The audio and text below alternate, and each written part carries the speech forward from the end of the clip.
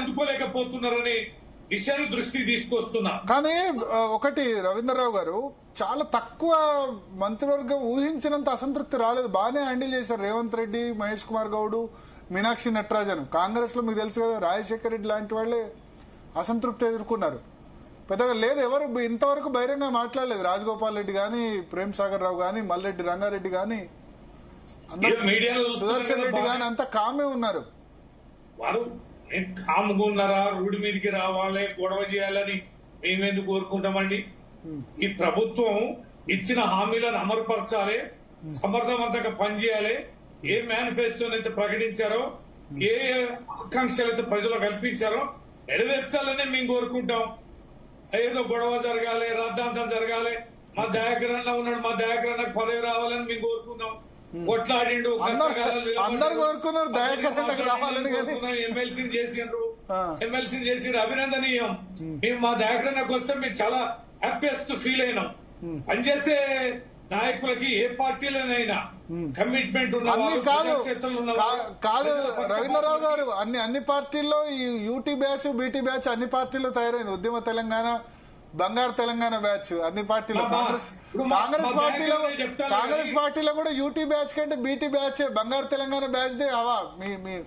మీ party లానే వాళ్ళ party కూడా ఉంది హవా. మా దయాకరణ చెప్తానులే గాని, ఇప్పుడు వెంకటరెడ్డి గారికి ఇచ్చినాక రాజగోపాల్ రెడ్డికి ఎందుకు ఇవ్వాలండి మంచి పదవి? తమాషా ఏదైనా కుటుంబ పరిపాలన ఇష్టం వచ్చాడుగా.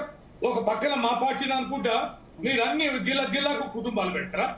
ఆడ ఉత్తమ్ కుమార్ రెడ్డి భార్య కూడా మంత్రి ఇస్తేనే, లేకపోతే బిడ్డనే ఆయనకు భోజనం కూడా పెడతాలేదట, ఉప్పు తిప్పలు పెడతాదట. ఆమెకు లెజిస్లేచర్ కమిటీ ఇచ్చిండ్రు, ఆ ఎస్టిమేట్స్ కమిటీ ఇస్తే దాంట్లో నేను సభ్యుని.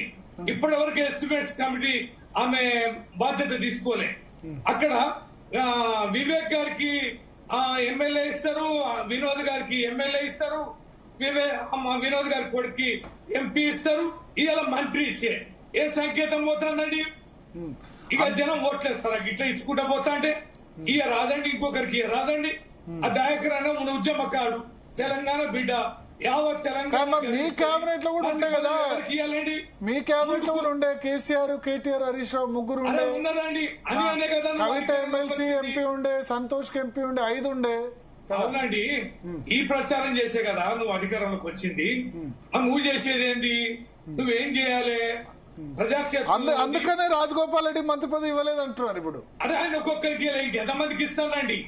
ఎంతమందికి ఇస్తారు? ఈ రకంగా ఎంత పూజకి ఇస్తారు? ఇంకేం పదవులు ఇస్తేందుకు మీరు సిద్ధంగా ఉన్నారు? ఓకే, ఇది నేను అనేది ఎంతసేపు మీరు సర్దుకోవడమేనా?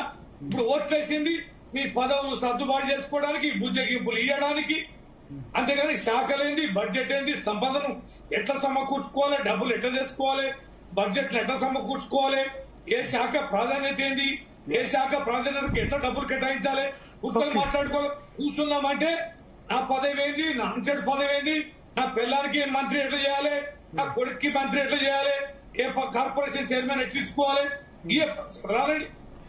ఏ పార్టీ చరిత్ర చూసినా ఏమున్నది, అది అంతా ఫ్యామిలీ పాలిటిక్సే అని అనిపిస్తుంది మీరు చెప్పిన తర్వాత. అంతే కదా, ఈ పార్టీ ఆ పార్టీ కాదు. డెమోక్రటిక్ బిహేవియర్, బ్యాక్గ్రౌండ్ లేకుండా వచ్చిన వాళ్ళకి పార్టీలు ప్రయారిటీ ఇవ్వట్లేదు. అద్దంకి దయాకర్ గారు ప్రజాప్రతినిధి అయ్యేందుకు ఇన్నేళ్లు పట్టింది.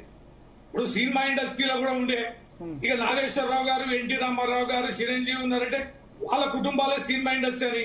ఈ మధ్యన సోషల్ మీడియా పుణ్యమాని ఎవరెవరు కొత్త వాళ్ళు మంచి వాళ్ళు వస్తారు. ఇస్తే ప్రజాక్షేత్రంలో ఎన్టీ రామారావు గారు గొప్ప నేత. ఆయన పార్టీ పెట్టిన కొత్తలో ఎంతమంది బలహీన వర్గాల నేతలు ఈ రాష్ట్రంలో నాయకులైనరు. కొత్త తరానికి ఇవ్వాలి, ఇస్తే పనితీరైంది. వయసులో ఉన్న వారికి, ఈ ముసలోళ్ళకి, షుగర్లు, బీపీలు ఉన్న వాళ్ళకి, సాగుదలకు వచ్చిన వాళ్ళకి పిలిచి ఇచ్చిన వాళ్ళకే పదవి ఇచ్చి, వాళ్ళ కుటుంబాలకే ఇచ్చి, వాళ్ళ కుటుంబాలకే ఇచ్చి ఇవ్వాలి కదండి. దయాకర్ గారు నవ్వుతున్నారు మీరు మాట్లాడుతుంటే. ఆయన ఇప్పుడు నేను ఎందుకు జీటీవీకి మొన్న రాలేదు అర్థమైందా? ఇప్పుడు నేనే బ్రహ్మానందం పాత్ర ఏ పాత్ర వేసినా నాకే వచ్చి తాకుతుంది. ఇప్పుడు నాకు రానిది ఒక సమస్య కాదు. తక్కలపల్లి రవీంద్రరావు గారు నిర్మోహమాటంగా మాట్లాడే వ్యక్తి. నా పార్టీ ఈ పార్టీ నా పార్టీని డిఫెండ్ చేయాలని నేను కాదు. అందుకని తప్పు ఇప్పుడు ఉంటే ఒప్పుకుంటారు, తప్పు ఉంటే ఆయన కూడా ఒప్పుకుంటారు. అందుకని కాదు, ఆయన అన్నారు కదా, రవీంద్రాన్ని- మేము ఆ తప్పు చేసాం కాబట్టి మమ్మల్ని ఓడగొట్టారు. కుటుంబ పార్టీనో లేకపోతే కేసీఆర్ 6 నెలలు మంత్రి, ఇద్దరే మంత్రులు మహమూద్ అలీ కేసీఆర్ 2 నెలలు ఉన్నారని, అందుకని మమ్మల్ని ఓడగొట్టారు, మీరు తప్పు చేయకండి అని చెప్తున్నారు ఆయన. కాదు, ఇప్పుడు రవీందర్ అన్ననే కాదు, సగటు ఎవరు వచ్చినా నేను ఈ డిబేట్ లో ఉన్నాను అనుకో, మంత్రుల ముచ్చట వచ్చింది అనుకో, ఇక నువ్వు ఆగవా బాబు, నువ్వేం మాట్లాడుతావు, నీకు ఇవ్వకపోయినా కూడా కాంగ్రెస్ పార్టీ సమర్థిస్తావు అని చెప్పి నాకే బ్రహ్మానందం పాత్ర అని అంటున్నా కదా. అందుకనే నేను అంటే ఇప్పుడు మీరు ఇద్దరు యూటీ బ్యాచే, ఉద్యమ తెలంగాణ బ్యాచే. తక్కలపల్లి రవీందర్ రావు ఫౌండర్ మెంబరు, ఫౌండర్ మెంబరే కదా, ఫౌండర్ మెంబరే కదా బీఆర్ఎస్. అయితే మేము కలిసి పని చేసినాము.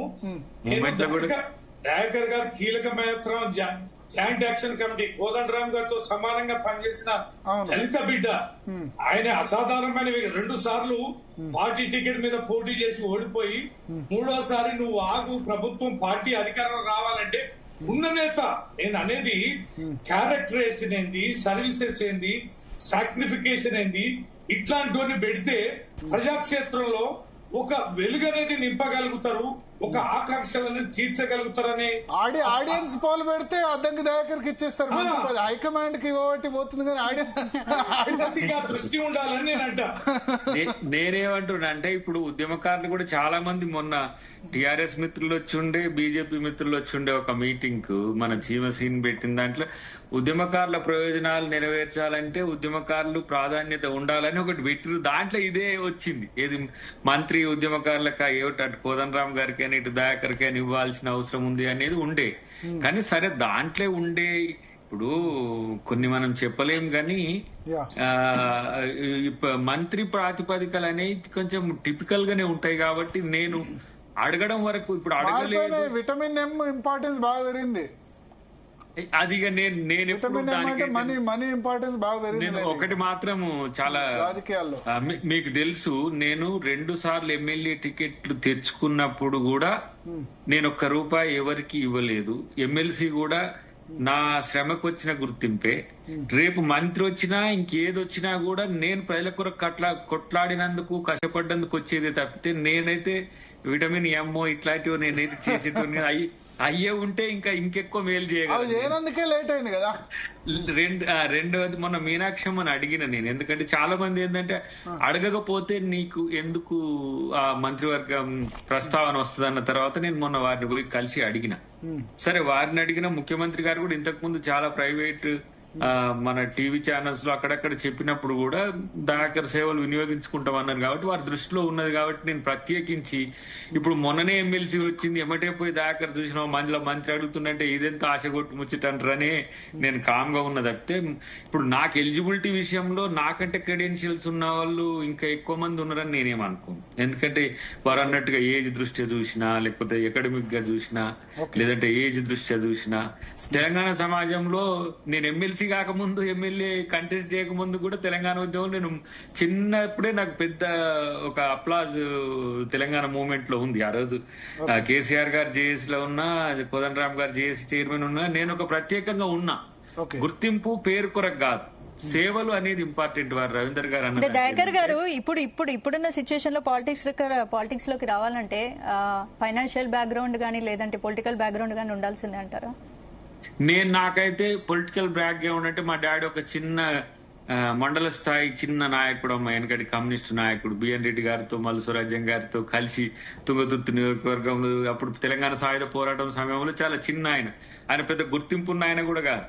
కానీ నేను నా సొంతంగా నేను చదువుకున్న తర్వాత ఉద్యమంలోకి వచ్చిన, నేను సామాజిక ఉద్యమాల నుంచి మాలమానాన్ని పెట్టిన తర్వాత ఆ రోజు మందకృష్ణ గారు, కేసీఆర్ గారు నన్ను జేఏసీలకు ఇన్వైట్ చేసిండ్రు. ఆ రోజు జేఏసీలో చేయడం వల్ల నాకు తెలంగాణ ఉద్యమకారుడు గుర్తింపు వచ్చింది. కాబట్టి కాంగ్రెస్ పార్టీ నన్ను ఇన్వైట్ చేసింది. అట్లా పని చేసుకుంటూ పోతే టికెట్లు ఇచ్చిండ్రు నాకు. ఫస్ట్ టైం సోనియా గాంధీ గారు కానీ, తర్వాత రాహుల్ గాంధీ గారు ఇచ్చిండ్రు. సరే, అప్పుడు గెలవలేకపోయినామనే విషయాలు పక్కన పెడితే 3వసారి ఆగమన్నా ఆగినాం, ఎందుకంటే అది పార్టీ ఇంట్రెస్ట్ తోని.